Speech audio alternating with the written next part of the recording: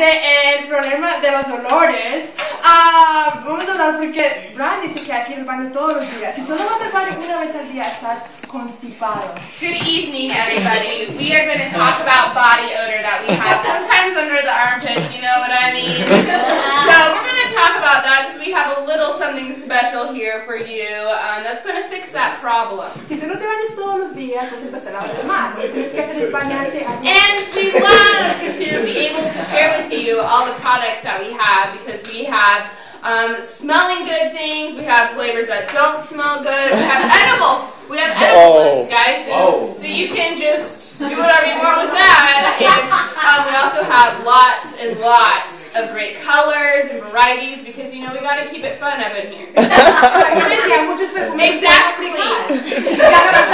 A tu mamá. Oh! And you can also give great gifts to your mom. Para Navidad, para Feliz Navidad. Especially for Christmas. And that's it. That was good.